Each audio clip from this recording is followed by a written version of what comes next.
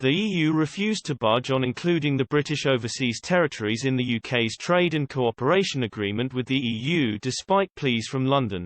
Foreign Office Minister Nigel Adams said the UK government had repeatedly made clear to the European Commission they were negotiating on behalf of the overseas territories, which includes Bermuda and Anguilla. With the exception of Gibraltar and the sovereign areas on Cyprus, the British Overseas Territories are not part of the EU, and their combined population of approximately 250,000 was mostly unable to vote in the Brexit referendum. However, those who are British citizens could travel freely in the bloc before the end of the transition period. A recent white paper from the UK government simply stated that the territory's relationship with the EU will also change, but the Selby MP said the EU declined to engage after repeated attempts were made during crunch negotiations between Michel Barnier and Lord Frost.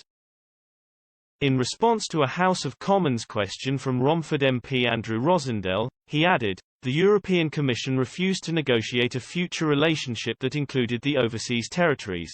We sought to change the Commission's position, but the Commission declined to engage. Some territories, which are not part of the UK and are self-governing, have remained cautious about Brexit due to the reliance on EU funds and subsidies."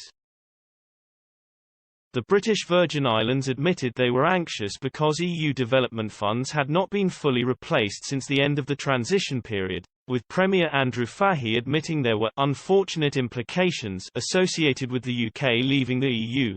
But Mr. Adams made clear that Britain remained unwavering in our commitment to safeguarding the overseas territories' interests. He concluded, "We continue to work with all the overseas territories to take advantage of the opportunities available to us as an independent trading nation." The European Parliament has also irked London after MEPs voted to add UK overseas territories including the British Virgin Islands to its tax havens blacklist now the UK has left the EU.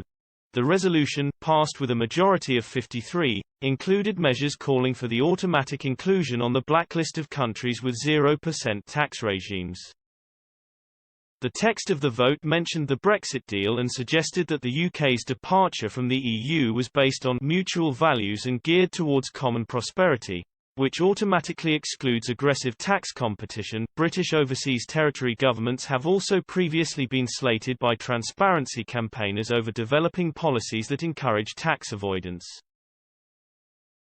The 10 overseas territories excluding Gibraltar, which is getting a separate Brexit treaty with the EU, include Anguilla, Bermuda, British Virgin Islands, Cayman Islands and the Falkland Islands. Also included in the list is Montserrat, the Pitcairn Islands, St. Helena and Ascension Island, Tristan da Cunha and the Turks and Caicos Islands. A Brussels source said there were no plans for British overseas territories to be part of the UK's Brexit deal.